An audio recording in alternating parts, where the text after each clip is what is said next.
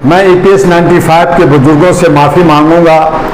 मैंने भी बहुत मेहनत की, बहुत सारे कॉरेस्पॉन्डेंस की, प्रधानमंत्री को लिखा, फाइनेंस मिनिस्ट्री को लिखा, श्रम मंत्रालय को लिखा, बहुत सारे मीटिंग हुई, हेमा मालिनी और बहुत सारे सांसदों ने इस पे आवाज़ उठाया, बहुत सारे जंतर मंतर पे इस पे जो है धरना प्रदर्शन आंदोलन हुआ। 1 अक्टूबर को आज़ाद मैदान मुंबई में भी आवाज़ उठी, वहाँ भी कई नुक्कड़ पे लोगों ने, बुजुर्गों ने आवाज़ उठाई। कमोबेश भारत के अलग अलग राज्यों में EPS 95 के आधार पर उन्होंने कहा कि हमारी पेंशन बढ़ा दी जाए। हम कोई भीख नहीं मांग रहे, हम कोई कटोरा लेकर के नहीं घूम रहे हैं, लेकिन सरकार जो है कान पे कोटन डाल करके बैठी रहेगी। बहुत बार कहा, प्रधानमंत्री ने, फाइनेंस मिनिस्ट्री ने कहा कि हम इनके मांग जायज है, हम इनको पूरा करने जा रहे हैं, हम इनको देने जा रहे हैं 7,500 प्लस DA TA और जो है मेडिकल फैसिलिटी देने जा रहे हैं, लेकिन देने जा रहे हैं, कब देंगे ये बात नहीं कहा। बार बार इन पे दबाव हुआ कि अब आपने कह दिया है वो तो पूरा कर दीजिए। तो ये कहते हैं कि कश्मीर और हरियाणा का चुनाव होने दीजिए, तो चुनाव ये फायदा लेकर के मलाई खाना चाहते हैं। इसी तरह से कल ये भी कह सकते हैं कि मुझे महाराष्ट्र में वोट दिला दीजिए, मुझे झारखंड में दिला दीजिए, जिता दीजिए, तब हम आपको करेंगे। तो इस तरह का हम जो है इनके झांसे में नहीं आना चाहते, और इसीलिए हम आपके चैनल से हम अपने जो है EPS 95 के तमाम बुजुर्गों से चाहते हैं कि वो सत्ता का विरोध करें। सत्ता के जो समानांतर चल रहे हैं, जो कांग्रेस, जो वो भी RSS का ही एक विंग है, उससे भी दूरी बना के रखें, क्योंकि वो भी कुछ देने वाला नहीं है, वो भी लुटेरा ही है। और उसके समकक्ष और भी 2-4 पार्टियां हैं जो सब के सब एक ही थाली के चट्टे बट्टे लोग हैं। ये सब कॉर्पोरेट के हाथों में बिके हैं, ये सब RSS के हाथों में बिके हैं, और ये सब मिल कर करके राज करना चाहते हैं इन किन प्रकार तरीके से। चाहे आप एक भाई को हराएं, दूसरे भाई को जिता दें, कमोबेश एक ही घर के लोग जीतता है, और ऐसी सूरत में हम सब ठगे जाते हैं। आज जरूरत आन पड़ी है कि एक नई पार्टी, आहरा नेशनल पार्टी, जो जनता की है, जो लिफाफा लेके आई है, जो लिफाफा के अंदर बहुत सारे खजाना लेके आई है, बहुत सारे शपथ पत्र भर रही है, एफिडेविट दे रही है कि हम जो वादा करेंगे उसको हम पूरा करेंगे, नहीं तो हमारी चल अचल संपत्ति जब्त होगी, हमारा जो है मेंबरशिप खत्म होगा, हमारी पार्टी निरस्त होगी। ये सारी वादा हमारे जो है वर्तमान सरकार या जो विपक्ष के जो लोग जो है दबंग हैं, वो लोग वादा नहीं कर रहे हैं। तो इसलिए उन जो करोड़ों करोड़ खर्च कर करके, रैलियां कर करके, हमारे ऊपर दबाव बना करके, हमें दिग्भ्रमित कर करके वोट लेती है और हमारी मांगे EPS 95 के मांगे पूरा नहीं करती है, उनको हमें हराना होगा।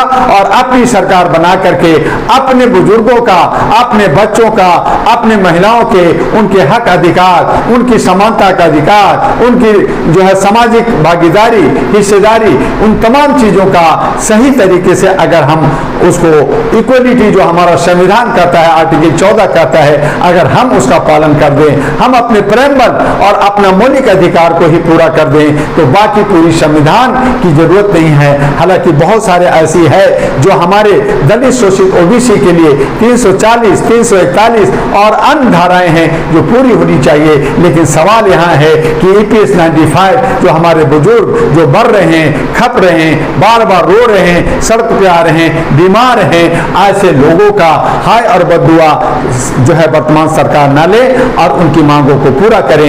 ये मैं पुरजोर अपील आपके चैनल से करता हूं। मैं आपका डॉक्टर दुआ जी। अरे मोदी है तो मुमकिन है, अगर एक फोन इतने को कर दे तो तुरंत इन लोगों को मिल जाएगा। आज तो वजह क्या है? जर्नलिस्ट महोदय, एक फोन क्या, इन्होंने प्रधानमंत्री ने 12 बजे रात में कुछ दिन पहले ही कहा मैं दे रहा हूं। फाइनेंस मिनिस्ट्री महोदया ने कहा कि इनकी मांगे हम पूरा कर दिया, हम इनको 7,500 DA और मेडिकल फैसिलिटी देने जा रहा हूं। लेकिन देने जा रहे हैं, ये हेलीकॉप्टर से आ रहे हैं, जेट प्लेन से आ रहे हैं, जो है बैलगाड़ी से आ रहे हैं, पैदल आ रहे हैं, कहाँ जा रहे हैं, कहाँ देंगे, ये नहीं कहा। तो ये जो है जिस तरह से इन्होंने कहा कि मैं झोला लेके आया हूं और झोला उठा के चला जाऊंगा, इन्होंने ये नहीं कहा कि झोला खाली लेके आया हूं या भर के लाया हूं या भर के जाऊंगा या कब कितना लूट के जाऊंगा, ये नहीं कहा। सिर्फ कहा झोला लेके आया हूं, झोला लेके जाऊंगा। इसी तरह से ये मैं दे दूंगा, कर दूंगा, लेकिन कब दूंगा, सुबह दूंगा, शाम दूंगा, 1 बजे दूंगा, 2 बजे दूंगा, मंगल को दूंगा, बुध को दूंगा, कब दूंगा, ये डेट फिक्स नहीं किया, ये समय फिक्स नहीं किया।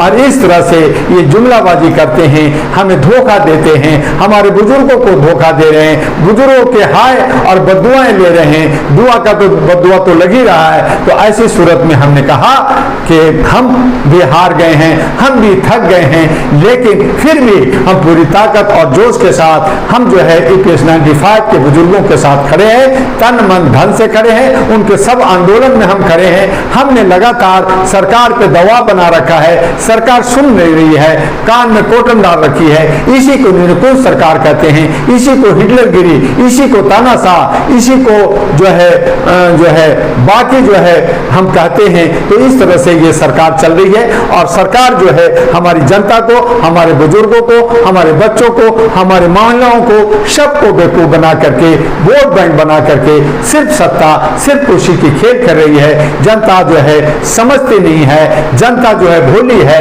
सीधी है और एक भाई को हरा के दूसरे भाई को जिता देती है। एक ही घर में ये बार बार सत्ता देती है।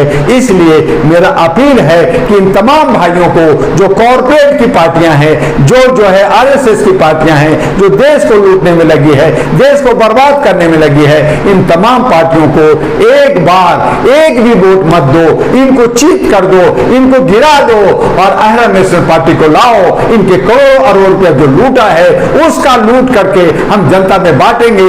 आपका कई साल टैक्स देना नहीं पड़ेगा, आपको हर चीज की सहूलियत और सुविधाएं होगी, विकास होगी। हम मुफ्त का नहीं, जो मुफ्त में लूटा है उसी की पैसा, उसी की काला धन जो आज गरीबों को सता रहे हैं, अलग अलग केस कर करके, अलग अलग तरीके से हमें दबा रखे हैं, उन तमाम चीजों से निकाल करके हम आपको राहत देंगे। और ये राहत देने के लिए जनता की एक पार्टी, अहरा national party, all India human rights national party